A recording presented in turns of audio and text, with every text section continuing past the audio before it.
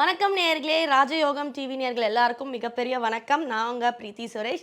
நம்ம ராஜயோகம் டிவியில் தினம் தினம் புது புது ஆன்மீக தகவல்களை தெரிஞ்சுக்கிட்டு வரோம். அந்த வரிசையில் இன்னைக்கும் ஒரு தகவல் தெரிஞ்சுக்க போகிறோம். அந்த தகவல் சொல்கிறதுக்காக நம்ம எல்லாருக்கும் ரொம்ப பரிச்சயமான, ரொம்ப பிடித்த ராஜயோகம் புகழ் டாக்டர் கே ராம் சார் அவர்கள் நமக்காக காத்துட்ருக்காரு. அவரை நிகழ்ச்சிக்குள்ளே வரவேற்றுலாம். வணக்கம் சார். வணக்கம் சார், சித்ரா பௌர்ணமி அப்படின்னாலே ஒரு சிறப்பான நாள், விசேஷமான நாள். அதுவும் சினிமா லவர்ஸ்க்கு சித்ரா பௌர்ணமின்னா சந்திரமுகி படம் தான் ஞாபகத்துக்கு வரும். ஸோ அந்த நாளோட சிறப்புகள் என்ன சார்? பொதுவாகவே சித்திரா பௌர்ணமி தமிழ் மாதம் 12 மாதங்களில் மாதமும் பௌர்ணமி வந்துக்கிட்டு இருந்தால் கூட சித்திரை மாதத்தில் வரக்கூடிய முதல் பௌர்ணமி சித்திரா பௌர்ணமியாக சொல்லப்பட்டிருக்குது. இந்த சித்திரா பௌர்ணமி திரைப்படங்களில் எப்படி காட்டினாலும் உண்மையாலுமே, அதாவது உறவு வகையில் உள்ளவங்களை மரியாதையோடு பேச வைக்கக்கூடிய உறவு என்ற அம்சத்தில் ஒற்றுமை என்ற அம்சத்தை ஆதிக்கமாக கொடுக்கக்கூடிய பௌர்ணமியாக இந்த பௌர்ணமி திதி இருக்குது. அப்படிங்கிறது மிக மிக சந்தோஷமான விஷயமா இருந்துகிட்டு இருக்குது. அதாவது சித்திரா பௌர்ணமி அன்னைக்கு பார்த்திங்கன்னா அது ஒரு விழாவாகவே கடந்த காலங்களில் எடுத்து வச்சுருந்தாங்க. எந்த மாதிரி ஊரில் ஒரு கிராமத்தில் இருக்கிற எல்லோருமே அவங்கவுங்க வீட்டில் அவங்களால முடிஞ்ச சமையல் அல்லது பதார்த்தங்களை செஞ்சு எடுத்துகிட்டு ஊர் ஓரமாக ஒரு நதிக்கரை அல்லது ஏரிக்கரை அல்லது ஓடைன்னு சொல்லுவாங்க இல்லையா, அந்த மாதிரியான ஊருக்கு ஒதுக்குப்புறமான இடத்துல அந்த ஊரே ஒன்று கூடி அமர்ந்து ஒருவர் வீட்டில் செய்யக்கூடிய பலகாரத்தை இன்னொருவருக்கு கொடுத்து, அவர் வீட்டில் செய்யக்கூடிய பலகாரத்தை இவருக்கு கொடுத்து, ஊரே ஒற்றுமையாக ஒருவருக்கொருவர் மனம் விட்டு பேசக்கூடிய, சிரித்து பேசி மகிழக்கூடிய ஒரு சூழலை ஒரு விழாவாக, சித்திரை திருவிழாவாகவே அந்த காலத்தில் அனுஷ்டானம் பண்ணினாங்க. இது எதற்காக? அதாவது ஒரு கிராமத்தில் ஏதாவது தேவையில்லாத பகை அல்லது போட்டி பொறாமை, சின்ன சின்ன சண்டை சச்சரவு வைங்களே, இந்த சித்திரா பௌர்ணமி அன்னைக்கு இவங்க வீட்டில் பண்ணக்கூடிய அந்த பலகாரத்தை அவங்க சாப்பிட்டு, அவங்க வீட்டில் கொடுக்கக்கூடிய பலகாரத்தை இவங்க சாப்பிட்டு, ஊரே ஒன்று சேர்ந்து அவங்கவுங்க வீட்டு பதார்த்தத்தை சாப்பிடாம அடுத்த வீட்டு பதார்த்தத்தை சாப்பிடும் பொழுது யதார்த்தமான ஒரு மனோநிலை அமையுது. அப்படிங்கிறது இயல்பான விஷயம். சித்திரை மாதம் சித்திரை பௌர்ணமி அன்னை சித்திரா பௌர்ணமிக்கு கடும் வெயில் என்று சொல்லக்கூடிய இந்த சித்திரை மாதத்தில் சித்திரா பௌர்ணமி என்று ஒருவர் கொடுக்கக்கூடிய பதார்த்தத்தை வாங்கி நம்ம சாப்பிடும் பொழுது ஒருவருக்கொருவர் யதார்த்தமான ஒரு சூழல் ஏற்படுது. அப்படிங்கிறது மிகப்பெரிய உண்மையாக இருந்துட்டு இருக்குது. அதுவே அந்த கிராமத்திற்கு நன்மையானதும் அமையுது. அந்த வகையில் தேவையில்லாத போட்டி பொறாமைகள் தானாக விலகக்கூடிய அம்சமாக இந்த சித்திரா பௌர்ணமி இருந்துகிட்டு இருக்குது. இதில் இன்னொரு விஷயம் என்னென்னு கேட்டிங்க அப்படின்னா, சித்திரா பௌர்ணமி என்று இளம் வயதில் இருக்கக்கூடிய ஒருவருக்கொருவர் பாசமாகவோ நேசமாகவோ அல்லது காதலாகவோ வெளிப்படுத்தினாங்க அப்படின்னா அந்த காதல் கரை சேரக்கூடிய, கடைசி காலை வரை இணை பிரியாமல் வாழக்கூடிய ஒரு மிகப்பெரிய அற்புதத்தை இந்த சித்திரா பௌர்ணமி கொடுக்குது. அப்படிங்கிறது உண்மையான விஷயம். சொந்த பந்தங்களில் திருமணம் பண்ணக்கூடாதுன்னு ஒரு சில ஜாதகம் சொல்லும். ஆனால் சொந்த பந்தத்திலேயே, நெருங்கிய உறவுகளிலேயே திருமண பந்தத்தை ஏற்படுத்தக்கூடிய அமைப்பு இந்த சித்திரா பௌர்ணமி சம்பந்தப்பட்ட பௌர்ணமிக்கு மிகப்பெரிய சிறப்பாகவே இருந்துட்டு இருக்குது. அப்படிங்கிறது ஒன்று. இன்றைக்கி நிறைய குடும்பங்களில் பார்த்தீங்கன்னா தொப்புள் கொடி உறவு என்று சொல்லக்கூடிய அண்ணன் தம்பி பாசத்தில் தேவையில்லாத தப்பான எண்ணங்கள் இருந்துகிட்டு இருக்குது. அப்படிங்கிறது உண்மை. அந்த தப்பான எண்ணங்களை அப்பளுக்கு இல்லாமல் அகற்றி அண்ணன் தம்பி சகோதர பாசத்தை அப்பளுக்கு இல்லாமல் உறுதிப்படுத்தக்கூடிய தன்மையும் இந்த சித்திரா பௌர்ணமி வழிபாட்டுக்கு இருக்குது. அப்படிங்கிறது உண்மை. எப்படி? சித்திரா பௌர்ணமி என்று குலதெய்வத்து கோயிலுக்கு சென்று நம்ம சொல்லுவோம் இல்லையா, எந்த கோயிலுக்கு போனாலும் தனிப்பட்ட முறையில் போகிறது தவறு கிடையாது. ஆனால் குலதெய்வத்து கோயிலுக்கு போகும் பொழுது மட்டும் குடும்பத்தோடு போகணுங்கிற ஒரு விதியை அந்த காலத்து சான்றோர்கள் வச்சுருக்காங்க. எதனால்? குடும்பத்தோடு அப்படின்னா தன்னுடைய மனைவி, மகன், மகள் அப்படிங்கிற குடும்பம் அப்படிங்கிறதுக்கு மேலே தன்னுடைய அம்மா அப்பா, தன்னுடைய வம்சம் இருக்கும் இல்லையா, கூட பிறந்த அண்ணன் தம்பி அல்லது பங்காளி இருப்பாங்க. அந்த காலத்தில் பார்த்திங்கன்னா மாட்டு வண்டி, கூட்டு வண்டி என்று சொல்லக்கூடிய மாட்டு வண்டியில் தன்னுடைய குடும்பம், தன்னுடைய அண்ணன் தம்பி குடும்பம் அல்லது பங்காளி குடும்பம் எல்லாம் ஒன்று சேர்ந்து ஒரே வண்டியில் குலதெய்வத்து கோயிலுக்கு போய் பொங்கல் வச்சு வழிபாடு பண்ணக்கூடிய வழக்கத்தை சித்திரா பௌர்ணமி என்று வச்சுருந்தாங்க. அந்த மாதிரியான தொடர்ந்து வருடம் குடும்பத்தோடு வழிபாடு வச்சுக்கும் பொழுது அந்த குடும்பத்தில் ஒற்றுமை அப்படிங்கிறது அதிகமாக இருக்கும். யார் முன்னேறினாலும் அங்கலாப்பு இல்லாத ஒரு மிகப்பெரிய அம்சம் வந்துட்டு இருந்தது. அப்படிங்கிறது உண்மை. அந்த மாதிரியான ஒரு மிகப்பெரிய வழிபாடுகள்லாம் இந்த சித்திரா பௌர்ணமி மிக பெரிய சிறப்பாக வந்துட்டு இருக்குது. விஷ ஜந்துக்கள் என்று சொல்லக்கூடிய அந்த விஷ ஜந்துக்களுடைய விஷம் கூட சித்திரா பௌர்ணமி என்று வீரியம் குறைவாக இருக்குது. அப்படிங்கிறது மனித குலத்திற்கு அவ்வளவு எளிதாக அதாவது மனித குலத்துக்கு அவ்வளவு எளிதாக பாதகம் செய்யறதில்லை அப்படிங்கிற விஷயத்தை நமக்கு சொல்லியிருக்குது. சித்ரா பௌர்ணமி என்று தெரிஞ்சோ தெரியாமலோ ஒரு விஷ ஜந்து மனுஷால தின்னுச்சுன்னு வைங்களே, அந்த மனுஷாளுக்கு அவ்வளவு எளிதாக ஆபத்து இல்லை அப்படிங்கிற விஷயத்தையும் அந்த காலத்தை சார்ந்தவர்கள் சொல்லியிருக்காங்க.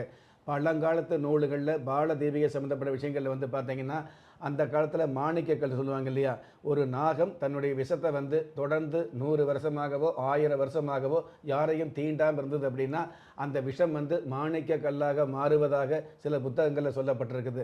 அந்த மாணிக்க கல்லை வந்து வெளிப்படுத்தக்கூடிய நேரம் வந்து பார்த்தீங்கன்னா இந்த சித்ரா பௌர்ணமி நாளில் தான் வெளிப்படுத்துது அப்படிங்கிற விஷயத்தையும் நமக்கு சாஸ்திரம் சொல்லியிருக்குது.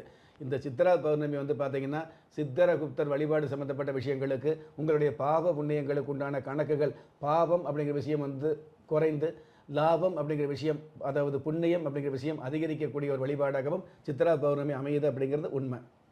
Okay sir. ஸோ இந்த சித்ரா பௌர்ணமி எவ்வளோ சிறப்பான நாள் அப்படிங்கிறது நீங்கள் சொல்லும் போதே எங்கள் எல்லாருக்கும் புரியுது. அந்த சிறப்பான நாளில் நம்மளோட வழிபாடு சிறப்பாக இருக்க என்ன செய்யணும்? பொதுவாகவே நான் முன்னாடி சொன்ன மாதிரி அவங்கவங்களுடைய, அதாவது வம்சாவளி தெய்வமாக விளங்கக்கூடிய குலதெய்வ வழிபாடு சித்ரா பௌர்ணமி அன்னைக்கு கண்டிப்பாக இருக்கணும். ஒன்று, அந்த குலதெய்வ வழிபாடு குடும்பத்தோடு அப்படிங்கிறத விட அண்ணன் தம்பி பங்காளி சம்மந்தப்பட்ட பங்காளி சம்மந்தப்பட்ட வகையறாக்களோடு சேர்ந்து வழிபாடு அல்லது பொங்கல் வச்சு வழிபாடு அப்படிங்கிறது மிக மிக சிறப்பாக இருந்துகிட்டு இருக்கும். ஒரு சில பேருக்கு குலதெய்வம் தெரியாத பட்சத்தில் கண்டிப்பாக உங்களுடைய கஷ்ட காலத்தை துஷ்டமாக்கக்கூடிய இஷ்ட தெய்வத்தை வழிபாடு பண்ணிக்கிறது சிறப்பாக இருந்துகிட்டு இருக்கும். அந்த மாதிரி வழிபாடு பண்ணும் பொழுது நான் முன்னாடியே சொன்ன மாதிரி அண்ணன் தம்பி பங்காளி அப்படிங்கிறதுக்கு மேலே கணவன் மனைவிக்குள்ள, கணவர் வீட்டார் மட்டும் போகிற அப்படிங்கிறத விட மனைவி வீட்டு சொந்தங்களையும் மரியாதையோடு குலதெய்வத்து கோயிலுக்கு அழைச்சிட்டு போனீங்க அப்படின்னா, அதாவது உங்களுடைய வாழ்க்கை அப்படிங்கிறது மிக மிக அற்புதமாக அந்யோன்யமானதாக அமையும் அப்படிங்கிறது மிகப்பெரிய ஒரு விஷயமாக சாஸ்திரம் சொல்லப்பட்டிருக்குது. இதே சித்ரா பௌர்ணமி என்று குலதெய்வத்து கோயில் அல்லது இஷ்ட தெய்வ கோயில் அப்படிங்கிறத விட பொதுவாகவே நதிக்கரையோரம் இருக்கக்கூடிய கோயில் அல்லது மலை மேல் இருக்கக்கூடிய கோயில்களுக்கு சென்று வரக்கூடிய அமைப்பு மிகப்பெரிய அம்சத்தை கொடுக்கும்.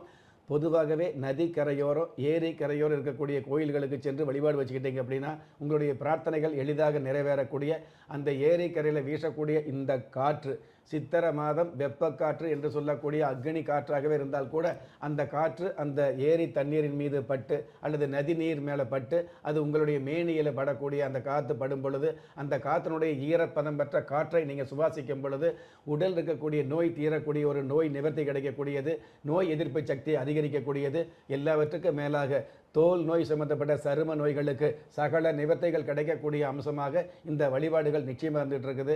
எல்லாவற்றுக்கும் மேலாக ஒரு மனுஷாளுக்கு தீர்க்க ஆயுள் வேண்டும் வேண்டும் அப்படின்னு எத்தனை கோயிலில் வழிபாடு வச்சுக்கிட்டாலும் இந்த பௌர்ணமி தினத்தன்று, சித்தரா பௌர்ணமி தினத்தன்று சித்தரகுப்தர் வழிபாடு வச்சுக்கிறது மிக மிக சிறப்பானதாக இருந்துகிட்டு இருக்கும். உங்களுடைய உயிர் சம்பந்தப்பட்ட ஆயுள் சம்பந்தப்பட்ட விஷயங்களுக்கு மிகப்பெரிய அங்கம் கொடுக்கக்கூடிய அமைப்பாக இருந்துகிட்டு இருக்கும். உங்களுடைய அங்கத்தில் வரக்கூடிய தேவையில்லாத குறைகளை வந்து தவிர்க்கக்கூடிய ஒரு வழிபாடாக இந்த வழிபாடு இருந்துகிட்டு இருக்கும்.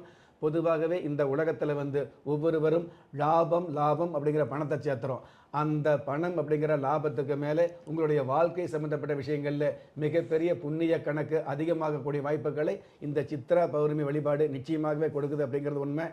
குடும்பத்தில் பெரியவங்களுக்கும் சின்னவங்களுக்கு கூடிய மன கஷ்டங்கள் தீரக்கூடியது, குடும்பத்தில் கணவன் மனைவிக்குள் இருக்கக்கூடிய தேவையில்லாத எதிர்வாதங்கள் விலகக்கூடியது, அதே மாதிரி பெற்றவங்களுக்கும் பிள்ளைகளுக்கும் இருக்கக்கூடிய தேவையில்லாத விஷயங்கள் வில்லங்கங்கள் விலகக்கூடியது, பொதுவாகவே வம்பு வழக்கு இல்லாத வாழ்க்கையை வாழக்கூடிய அம்சங்களை கொடுக்கக்கூடியது. இந்த மாதிரியான பல்வேறு விஷயங்களை சித்ரா பௌர்ணமி நிச்சயமாகவே கொடுக்குது. இந்த சித்திரா பௌர்ணமி தினத்தன்று உங்களுடைய மறைந்த மனதில் நிறைந்த முன்னோர்களுக்கு திதி தர்ப்பணம் கொடுக்கக்கூடிய படையல் போடக்கூடிய வழக்கத்தை வச்சுக்கிறது இன்னும் அதி உன்னதமாக இருந்துகிட்டு இருக்குது. பௌர்ணமி என்று 10 பேருக்காவது ஏதாவது ஆகாரம் வாங்கி கொடுப்பது மிக மிக அற்புதமாக இருந்துகிட்டு இருக்குது அப்படிங்கிற விஷயத்தையும் சித்திரா பௌர்ணமி நமக்கு சிறப்பாகவே உணர்த்தது.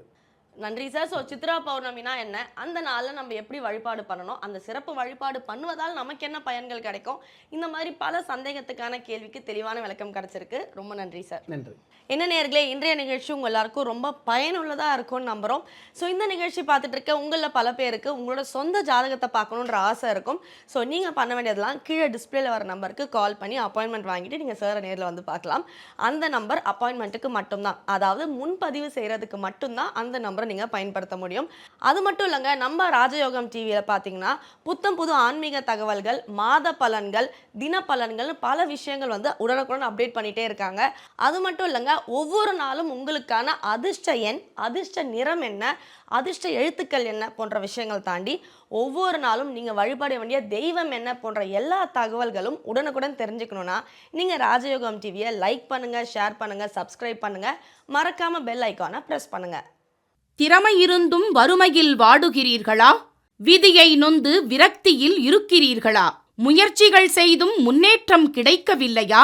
களஸ்திரம் அமையாமல் கவலைப்படுகிறீர்களா? தாய்மையடையாமல் தவித்து நிற்கிறீர்களா? நவரத்தினம் போட்டும் நன்மைகள் கிடைக்கவில்லையா? பெயர் மாற்றம் செய்தும் பிரயோஜனம் இல்லையா? எந்திரத்தை நம்பி மந்திரத்தை சொல்லியும் மாற்றம் கிடைக்கவில்லையா? எண்கணிதத்தை நம்பி எழுத்தை மாற்றியும் ஏற்றம் கிடைக்கவில்லையா? வாஸ்துவை நம்பி வாசலை மாற்றியும் வளம் காணவில்லையா? ஹோமத்தை வளர்த்து யாகத்தை செய்தும் யோகத்தை காணவில்லையா? திரும்பிய பக்கமெல்லாம் திண்டாட்டங்களையே சந்தித்த உங்களை யார் கைவிட்டாலும் ஆன்மீகம் கைவிடாது. ஆம், அண்ட நிழலும் இல்லை, ஆதரிக்க யாரும் இல்லாதவர்களை குலதெய்வம் கைவிடுவதில்லை. கிள்ளி கிடைக்கக்கூடிய யோகங்களை அள்ளிக் கொடுக்கக்கூடிய ஆன்மீக அற்புதம் குலதெய்வ விருட்சம். திக்கற்ற யாவரும் ஒப்பற்ற பயன்பெற வாங்கி பயனடைவீர். குலதெய்வ விருட்சம். குலதெய்வ விருட்சம், குடும்பமே சுபிட்சம்.